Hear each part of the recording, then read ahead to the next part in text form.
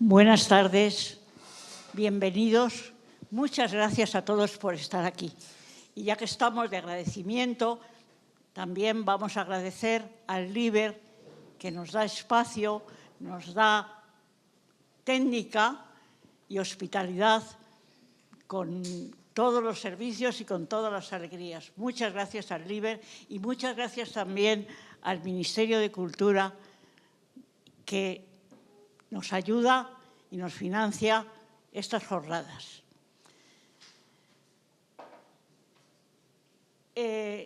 Queremos hablar de mejores libros. Todos los que estamos aquí queremos un libro mejor, que haya libros que sean de verdad, ese libro que a cada persona le marca, le hace algo en su vida, y que ese libro mejor esté mejor editado, con mejores pastas, con mejor letra, con mejor libro. Queremos mejores libros. Y de repente tenemos una herramienta nueva, esa IA, que es el motivo y el lema de todas las jornadas, o de casi todas, las que se están celebrando en estos días en el LIBER. Es una herramienta nueva y creo que estamos todos los del gremio, todos los autores, los ilustradores, los editores, los libreros, los traductores, algo inquietos y algo asustados con esta nueva herramienta. Esta nueva herramienta que vamos a tener que aprender a manejar, que va a tener que tener unas normas, una reglamentación y que tiene que ser para tener mejores libros.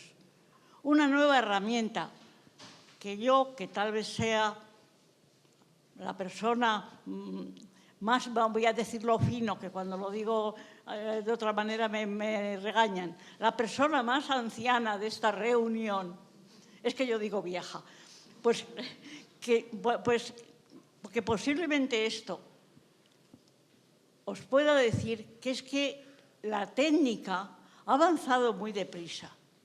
Que yo todavía guardo memoria de aquellos teléfonos negros con un cable de algodón negro y blanco al que se le metía una espiral metálica para que no se arrugara. Y ahora el teléfono es una cosa de este tamaño, que es como un ordenador, que además de llamar por teléfono sirve para mandar mensajes, para coger, memorizar, consultar, coger la Wikipedia. Ha pasado el tiempo muy deprisa, pero es una herramienta nueva que no podemos marginar, a la que no nos podemos oponer, y lo que tenemos que hacer es saber manejar, porque todos los que estamos aquí queremos mejores libros, y a por esos mejores libros vamos a trabajar con los expertos que nos acompañan, que creo, en mi opinión al menos, que son los mejores del sector. Y yo no digo nada más, que hablen los expertos. Sí, vale. Bueno, pues conectando un poquito con lo que ha explicado Isabel y su descripción muy acertada de lo básico de en qué queremos que consistan los temas que vamos a abordar en la tarde de hoy en vuestra compañía, y espero que con vuestra participación, si queréis, sentiros libres. Ahora os cuento un poquito cómo es la dinámica de preguntar, intervenir, opinar, ¿no? Vamos a hablar de estos temas que podéis ver, creo que... Sí, perfecto, ¿no? Es un poco... lo que hemos pretendido en las jornadas es concitar o poner juntas la voz de expertos, especialistas en diversos campos que tienen que ver con el mundo de la edición, con el mundo de los libros, o extendiendo con el mundo, ¿qué es un libro hoy?, ¿no? El mundo de los contenidos culturales, ¿no? y analizar en base a la opinión y al debate que se genere con las voces de estos especialistas, de estos expertos, si es posible, algunas ideas que nos permitan proyectar el futuro a muy corto plazo, ¿no? Ya sabéis que la tecnología a la que se refiere Isabel hace ahora que los plazos de cambio sean absolutamente ínfimos, ¿no? Entonces, bueno, proyectarnos más allá de qué va a ocurrir con la inteligencia artificial y su influencia en diversos, hablando del mundo cultura, libro, qué va a ocurrir, que es algo de lo que también nos van a hablar los expertos. Bueno, pues no deja de ser temerario, pero estamos obligados, como ya decía, a enfrentarlo, a hablarlo y a ver las virtudes y, como no, los riesgos que prevemos que puede tener. La nómina de expertos que nos acompañan es esta. Van a ir desfilando por la mesa. Veis, como decía, que tenemos representación prácticamente no completa. Nos faltan traductores, nos faltan correctores, nos falta un bibliotecario o una bibliotecaria, aunque esa voz la va a asumir Teresa Corchete, que lleva trabajando en el ámbito de la mediación y también como bibliotecaria muchos años, aunque no es su labor principal ahora. Pero bueno, creo que son voces muy diversas y, por supuesto, autorizadas como para que lo que saquemos, las ideas y el conjunto de lo que hablemos hoy aquí sea realmente nutritivo, interesante y nos haga salir a todos por esa puerta con algo que no sabíamos, ¿no? Tal vez es la aspiración que tenemos. Reitero el agradecimiento a los que estáis aquí por acompañarnos, por supuesto a los ponentes, y vamos a empezar con la primera mesa. Las dinámicas van a ser después. Aquí vamos a conversar un poco, en otras hay gente que tiene presentaciones para ilustrar y apoyar su exposición, otras son a pelo o a capela, y en cualquier caso, como os decía, al final de lo que serían las exposiciones, las conversaciones de la mesa, tenéis libertad para levantar la mano o intervenir, os acercamos el micro y estas jornadas son también vuestras, no lo puedo decir de otra manera. ¿De acuerdo? Así que empezamos. Gracias. Cambio de... Oye, se me oye mucho mejor por aquí.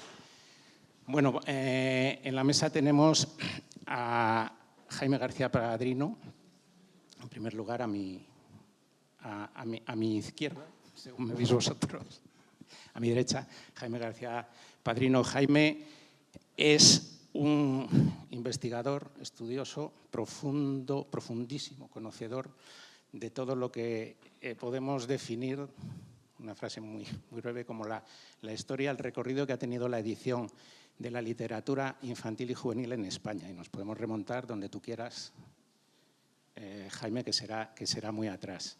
Es, como digo, estudioso, investigador, tiene algunos libros que son sobre esta temática, esta materia, auténticas referencias y absolutamente recomendables si queréis saber más sobre ese tema, saber más y saber mucho. Sus libros son libros densos, como denso y profundo su conocimiento, que os van a encantar. Él ha sido catedrático en la Autónoma, en la Complutense. En la Autónoma era tu compañera, perdón. Nunca dejas de ser catedrático, pero sí dejar. Eso es estupendo. Bueno, no ejerces como tal, como catedrático, pero sí sigue siendo un formador importante, ¿no?, en distintos espacios para contarle a la gente cómo va a ocurrir aquí esta tarde, pues las cosas de las que estamos hablando. Nos acompaña también Patricia Ibáñez. Patricia es una representante, podríamos decir, de la innovación en los formatos y en la manera de concebir los contenidos culturales, los libros, ¿no? Porque ella, que es gestora y comunicadora en el ámbito de la cultura, es experta en todo lo que es universo audio. Forma parte del equipo de 212, que son un grupo de personas que se mueven muy cómodas y con mucho criterio en ese universo, como he denominado, y es, además, tenemos la suerte en la Fundación de tenerla como docente en la Escuela Parix, que si no la conocéis también os animo a que la visitéis. Es la escuela para el libro, para el sector, la industria editorial española, que ha puesto en marcha nuestra fundación hace 2 años, ya más de 2 años, con ayuda de los fondos NextGen europeos, y Patricia es una de las figuras que forma parte del equipo docente. ¿De acuerdo? Bienvenidos a los dos.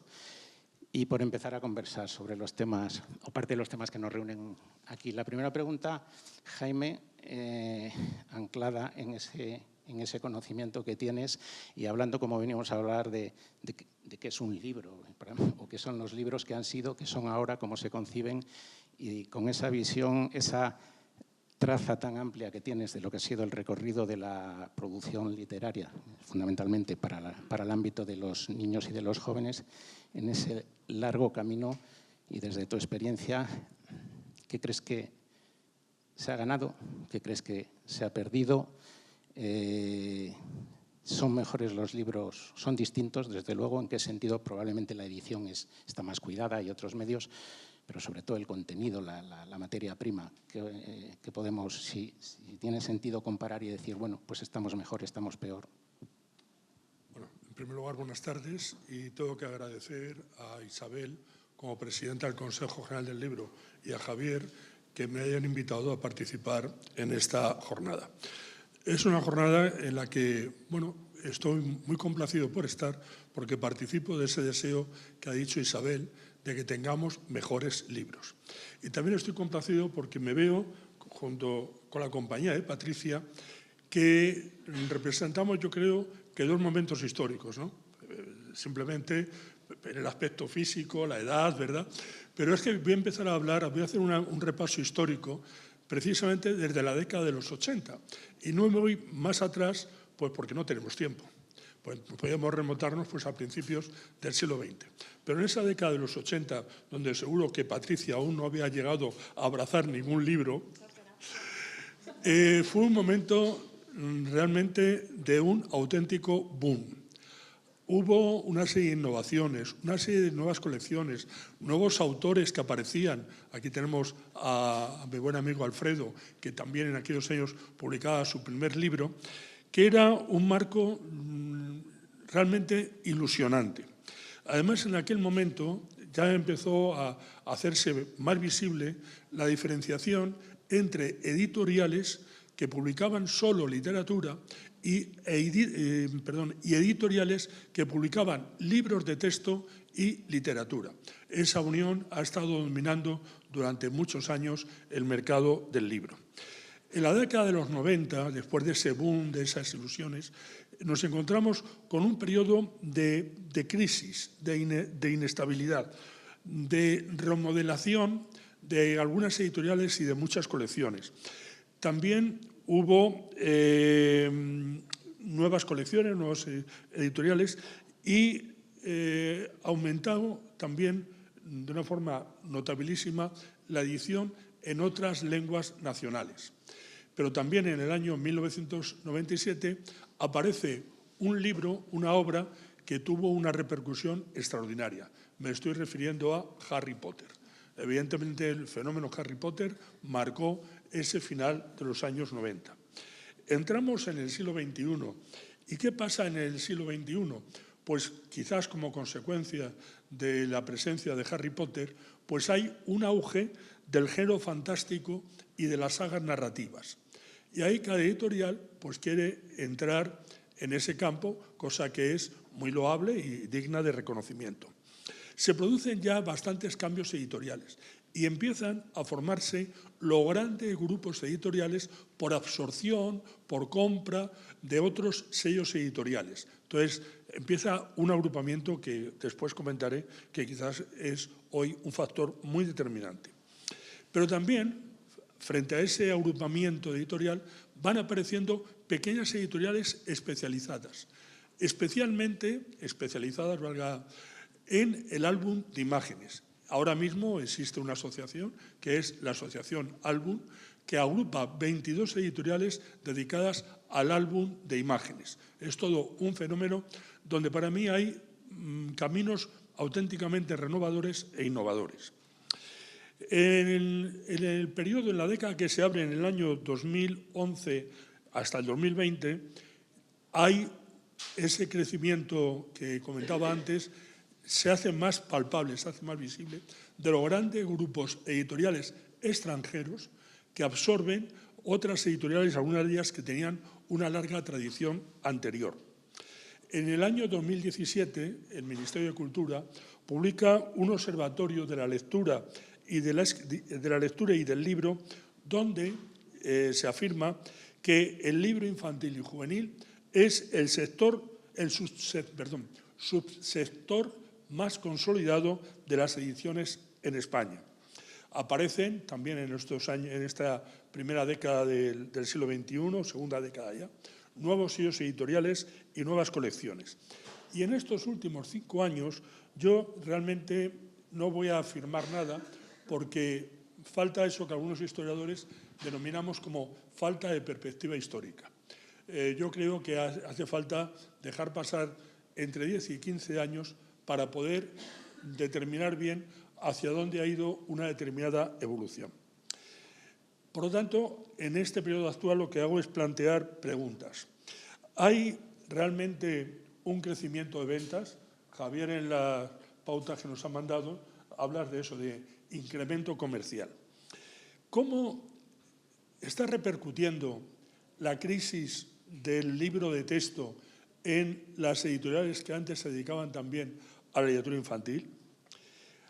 ¿Este auge comercial supone o implica un descenso o descuido de la calidad en textos e ilustraciones por atender preferentemente a unos supuestos gustos del mercado, gustos infantiles y juveniles?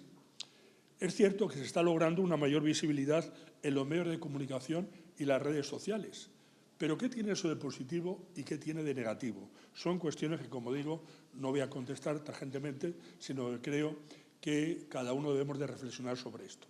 Lo que sí quiero decir es que en estos últimos años están apareciendo en el mercado colecciones con planteamientos, voy a utilizar un término para que sea, digamos, pudoroso, unas colecciones con planteamientos inquietantes dirigidos al público juvenil, a un mercado que evidentemente es muy poderoso.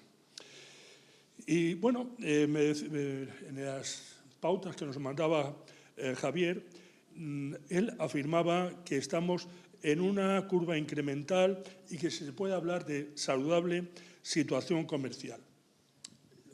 ¿Ese incremento realmente es saludable? ¿Se está traduciendo en mayor calidad, como decía antes, de textos y de ilustraciones? Evidentemente, ahora sí que las ediciones infantiles gozan de mayor y una mejor difusión. También se puede ver ese incremento a algo que hay que reconocer. Hay ahora, o podemos afirmar, que los lectores infantiles y juveniles están mejor formados en los últimos años. Y esto hay que reconocerlo como una labor de la escuela. Creo que los índices de lectura han aumentado y que se está leyendo más. Otra cosa es qué es lo que se lee. Ese es el asunto, ¿no? Y bueno, ¿qué más podría decir? Me preguntaba Javier que si hay algún pero que señalar en contraposición a la buena situación de las ventas. Pues, hombre, yo creo, por lo menos desde mi punto de vista, se está perdiendo una identidad formal en las colecciones. Hace 20 años tú veías un libro, voy a decir nombres ya, del Barco de Vapor, o veías otro libro de la colección, Sopa de Libros, y los veías desde lejos. Ahora no son tan reconocibles. ¿Por qué? Porque se ha perdido eso que llamaba Jean Genet paratextos, es decir, unos rasgos formales externos al libro, pero que te daban una cierta información. Yo he sido testigo en una biblioteca infantil de una madre con su hijo pidiéndole a la bibliotecaria que le diese a su niño un barco de vapor. No decía el autor, decía un libro de esa colección. Eso hay que reconocerlo. Igual que en los años 80, pues la colección Alfaguara infantil y juvenil tenía un sello de distinción. Creo que eso es lo que se ha perdido. Y también hay otra cuestión que sería para el debate. Es lo que yo considero una cierta pérdida de personalidad en la dirección de las colecciones y de la diferenciación, como he dicho antes, formal entre ediciones. Ahora podríamos sacar aquí una serie de nombres de directores y directoras de colecciones que han dejado su impronta a lo largo de estos ya más de 40 años. Y eso creo que es, para mí, una de las cosas que podríamos achacar a que se ha perdido. Javier, ¿otra pregunta? Sí. No, muchas gracias porque creo que ha sido una síntesis vertiginosa pero muy bien hilada, ¿no? Y yo te iba a decir, me gustaría que que contestarás algunas de estas preguntas que tú mismo haces, porque sé que tienes las respuestas para todas. Pero bueno, como sí que te has mojado bastante en la parte final de tu intervención, ¿no? Hablando de algunas carencias o de cosas a las que se ha renunciado, ¿no? Con tu mención a las colecciones. Lo vamos a dejar aquí para pasar a… Por supuesto. Ahora, como decía Isabel, estamos todos preocupados por IA, la inteligencia artificial. Muy bien, pero yo creo, no domino la inteligencia artificial y no, lo voy a decir claramente, no soy simpatizante. ¿Para qué vamos a darle más vueltas? Pero lo que me preocupa es que nos podamos desnortar, es decir, perder el norte y no tener en cuenta toda la tradición anterior. Porque, evidentemente, los libros infantiles y juveniles se están publicando como un producto especializado desde finales desde el último cuarto de siglo del siglo XIX. Y podemos sacar aquí ahora la historia de muchísimas editoriales que realmente aportaron algo extraordinario, incluso desde el punto de vista educativo, a nuestro país. Entonces, está muy bien la IA, pero también hay que tener en cuenta el conocimiento histórico o tener una formación para no dejarnos llevar por eso que evidentemente es muy atractivo, pero que necesita tener también una base a la hora de orientar esos trabajos. Gracias.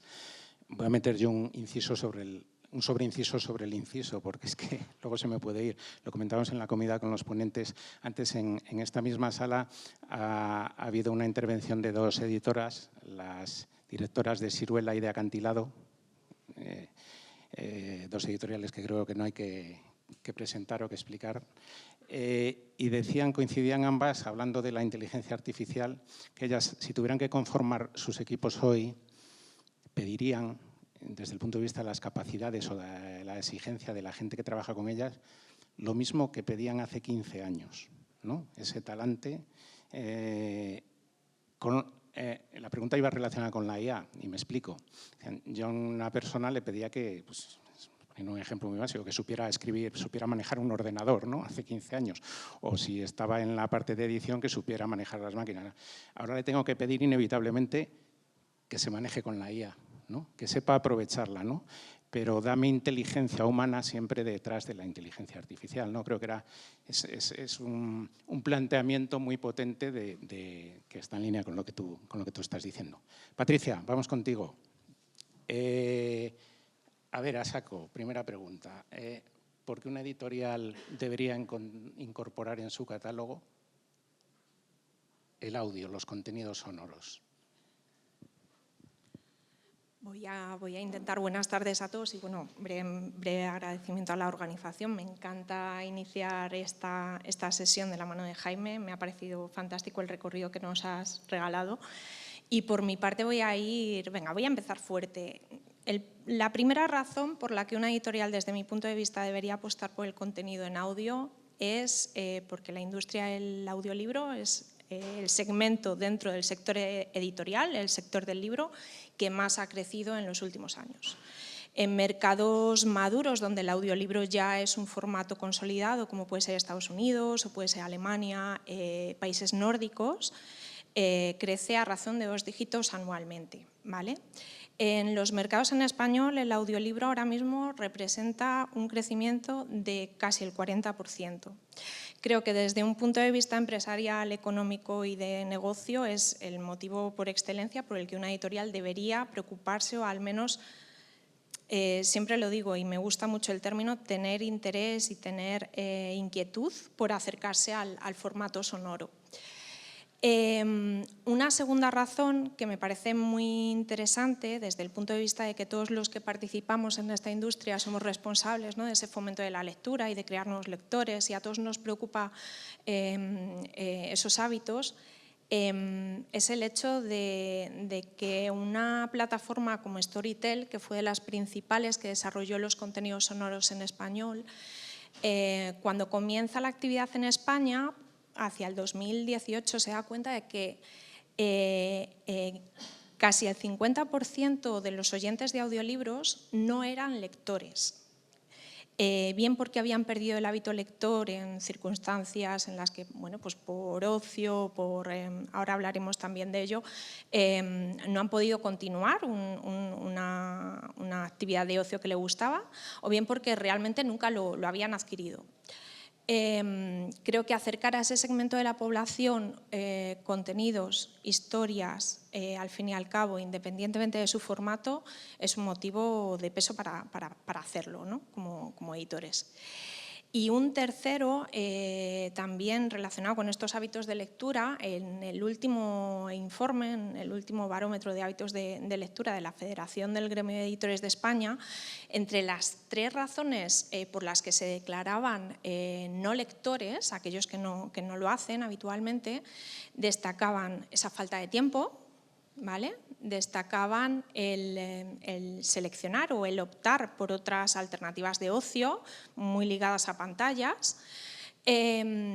Y bueno, creo que en esos casos el audiolibro viene a paliar, ¿no? Y a suavizar y a de alguna manera complementar desde un punto de vista editorial, cómo llegar a ese segmento de la población que de otra manera no estamos teniendo, ¿no? Con el formato impreso más tradicional. Creo que esos serían 3 motivos de peso. Se me ocurren otros secundarios. Desde un punto de vista editorial me parece muy interesante cómo las productoras en audio están apostando por contenidos de fondo. El fondo editorial para un editor siempre ha sido algo importante y de peso. A mí me... Y hablando de un segmento como es literatura infantil y juvenil, me encanta encontrar y descubrir cada día prácticamente en plataformas de audiolibros series de hace muchos años que probablemente queden vacías en el olvido ante tal vorágine de nuevos títulos en estanterías de bibliotecas o simplemente que no han continuado teniendo ese recorrido que creo que merecen. Historias fantásticas. Hace poco me llegaba una invitación a leer Celia, ¿no? Bueno, creo que es otro motivo como editores que nos puede enganchar al audiolibro. Gracias. Esperamos un poquito y que no se te olvide. Te buscamos para que preguntes luego. No, has contestado curiosamente con la primera cuestión.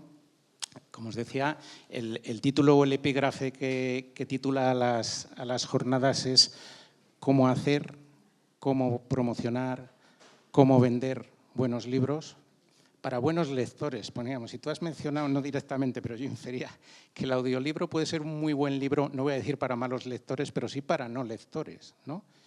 Que es algo muy interesante también.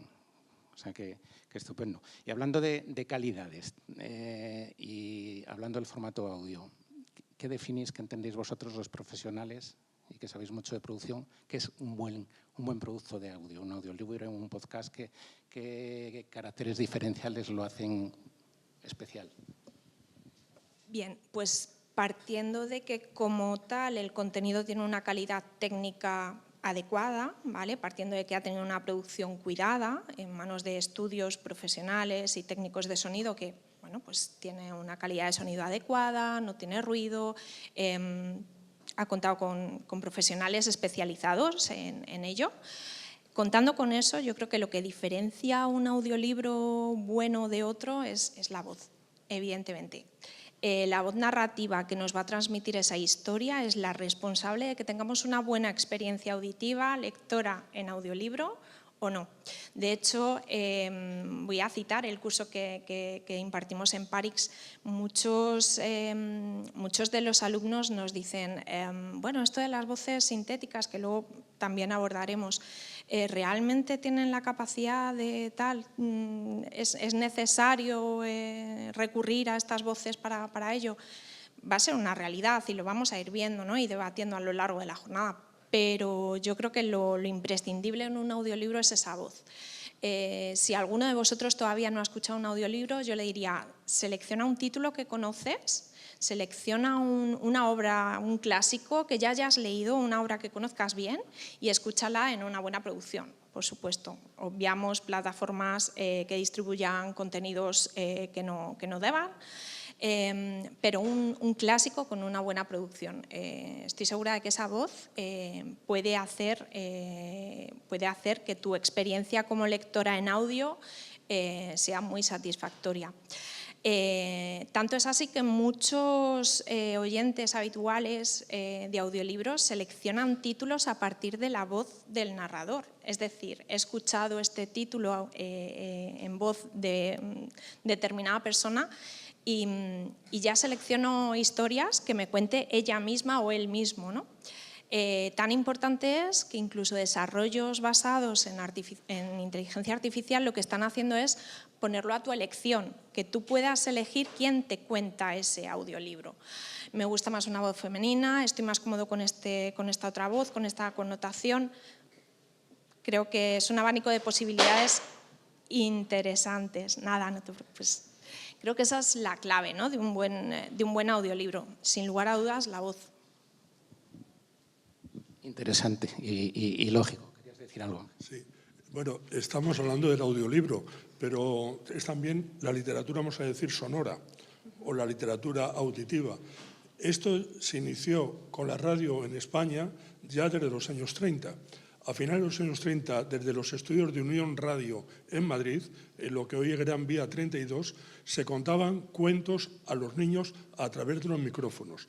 En los años de la Guerra Civil había también una emisora, Radio Salamanca, que emitía relatos contados por voces y con efectos sonoros a los niños.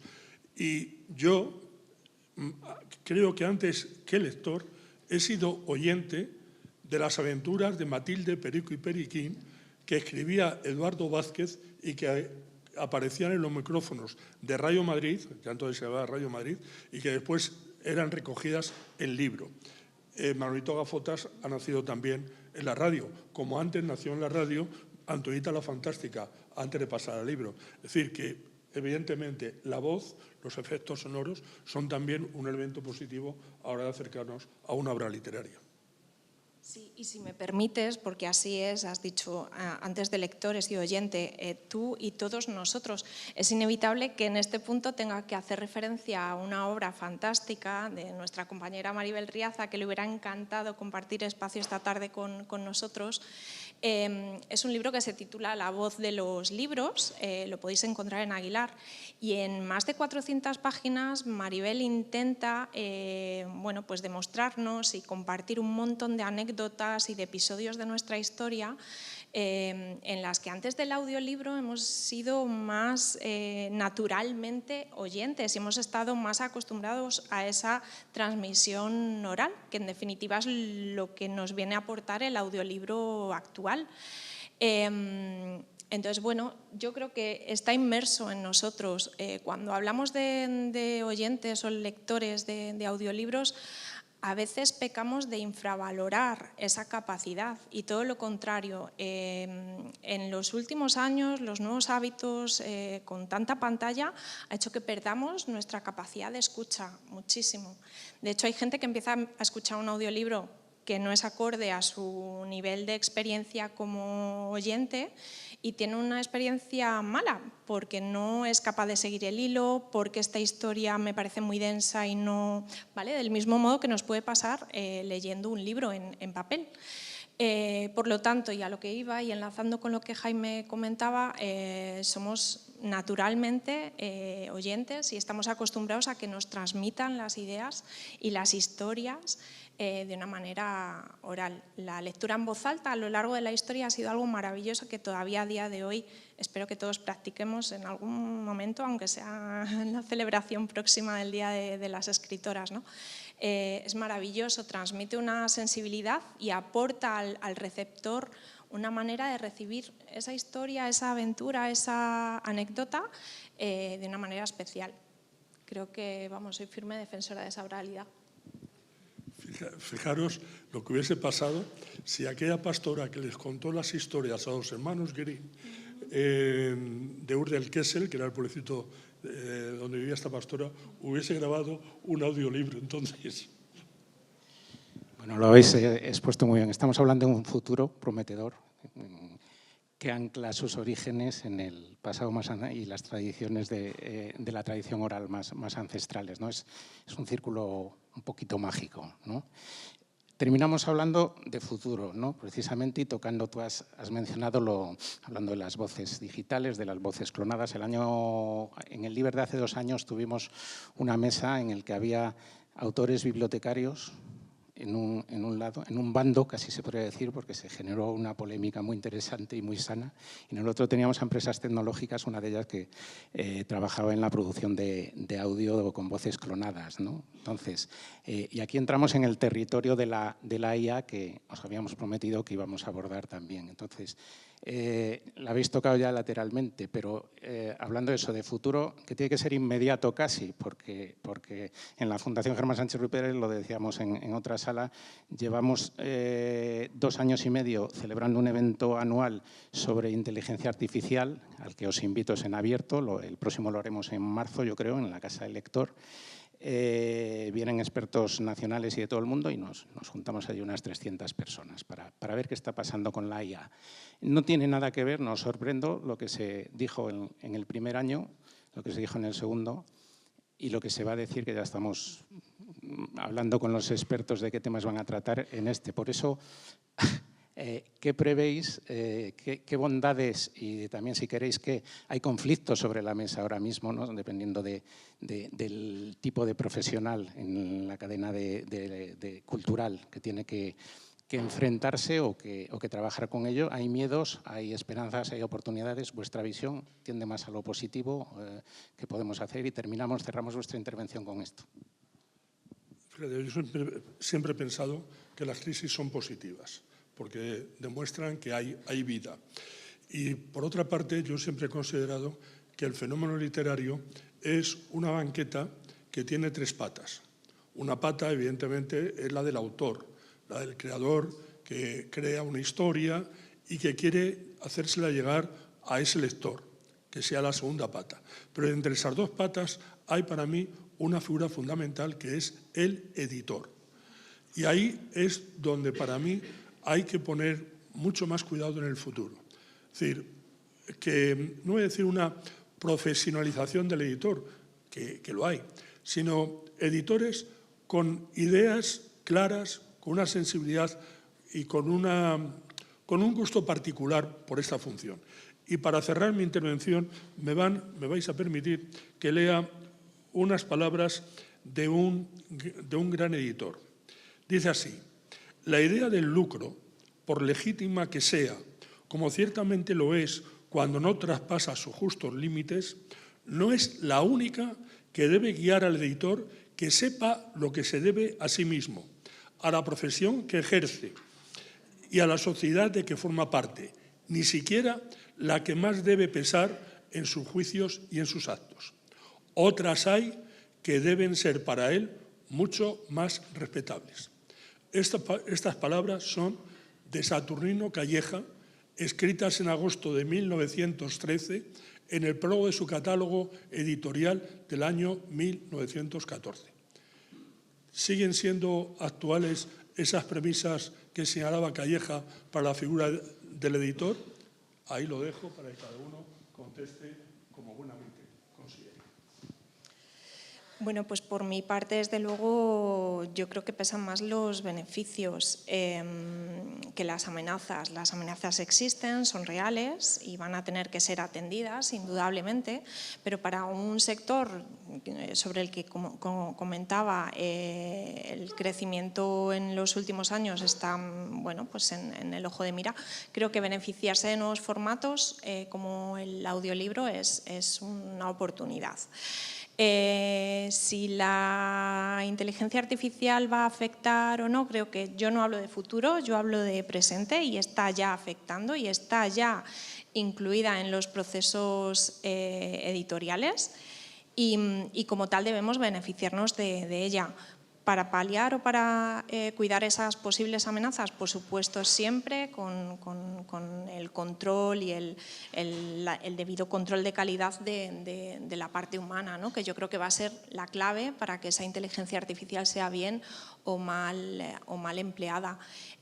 Por supuesto, también no olvidemos la debida legislación que acompañe más bien a tiempo, más que a destiempo, a todo este desarrollo. Por lo tanto, por mi parte, positivo y adelante, es una realidad. Nos guste o no, la inteligencia artificial forma ya parte de nuestros procesos. Teníamos una pregunta, ¿no?, para terminar. Sí, perdón. Hola, buenas tardes. A ver, Patricia, has hablado, y muy bien, y además estoy de acuerdo contigo en todo, de los beneficios para el lector, para las editoriales, pero y para los autores, porque ahora a mí me quieren poner un libro en audiolibro, me parece bien, pero ¿qué beneficios voy a sacar de eso? ¿Realmente es solo mi ego o voy a sacar algún... me permitirá vivir de un audiolibro, aunque tenga mucho éxito? Es que, claro... Yo creo que la respuesta te la devuelvo. Si te permite el libro vivir como autora, el audiolibro lo que viene a hacer es complementarlo. Quiero decir, como nuevo formato, tú vas a poder multiplicar los beneficios que una determinada creación literaria a ti te pueda reportar. Yo creo que cuando hablamos de audiolibros tendemos en algunos casos a discriminar un formato con respecto al otro, ¿no? Me recuerda un poco la idea o la sensación que en ocasiones anteriores hemos podido todos vivir y tener y sobre la que nos hemos hecho muchas preguntas cuando el libro electrónico surgió. ¿Va a apartar el libro en papel? ¿Va a destruir, ¿no?, este eterno debate? El audiolibro es un formato más y como tal, a tu pregunta, ¿te va a beneficiar como autora? Yo creo que sí, ¿no? Desde el punto de vista de que multiplicará los beneficios que esa determinada creación te reporte. ¿Realmente? Sí. ¿Qué porcentaje suele llevarse un autor en un audiolibro? Porque eso es importante. Claro, ahí depende de los modelos en los que tú quieras, como autora y como poseedora de esa creación literaria, en los modelos en los que quieras participar. Como sabéis, en español, el principal modelo de comercio que se utiliza es la suscripción. ¿Vale? En una suscripción, en un determinado coste mensual, un usuario puede acceder a un amplio catálogo de contenidos sonoros. La venta unitaria, que sería lo más similar al modelo tradicional, al formato papel, es prácticamente irrelevante para un mercado en español. O sea, para un autor es irrelevante. La venta unitaria, en formato audiolibro, ¿vale? En cualquier formato, ¿para un autor le beneficia o no? Me encanta, porque, claro, nuestro ego, maravilloso, con el audiolibro. Sí. Pero, ¿realmente nos beneficia? Yo creo que complementa. ¿Habrá mucha gente dispuesta a prestar sus libros a eso? Probablemente lo que habrá es mucho público que no llegue a tu obra a través a lo mejor del formato papel y sí pueda hacerlo a través del formato audiolibro. Eso está claro. Eso lo comparto, está claro, me gusta, me encanta. Pero la pregunta es otra. ¿Económicamente a un autor le beneficia? Yo creo que no. Pero bueno, yo creo que son modelos complementarios, es lo que intentaba exponer. Creo que como tal no perjudica. publicar en papel que luego después si te lo publican en audiolibro... O no. Ya hay autores actualmente que publican primero en audio, ¿no? Lo que se llaman los audio first, porque quizá no esté a su alcance una publicación tradicional en formato papel y estén publicando primero en formato sonoro. Como digo, son modelos diferentes, ambos contribuyen a que como autor tengas la remuneración que te es debida y correspondiente y creo que complementa. Depende de las categorías. Aquí entraríamos en géneros literarios, en temáticas, en formato audio, pues si nos vamos a un romance, a un crime, pues son los géneros que mejor funcionan, ¿no? Siempre las categorías más comerciales tradicionalmente son las que más son escuchadas en las plataformas en la actualidad, en el ámbito español. Pero yo creo que todo tipo de géneros están abiertos. Toda la no ficción, que muchas veces en papel no funciona, nos estamos sorprendiendo, ¿no?, en estadísticas de las principales plataformas, cómo están despuntando.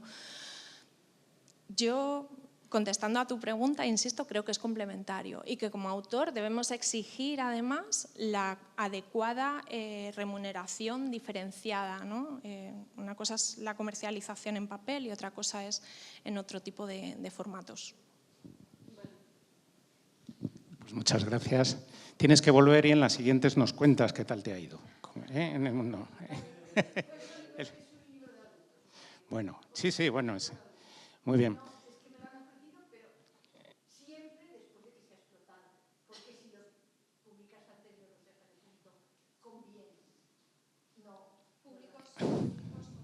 Hay que arriesgar, sí. Muy bien. Pues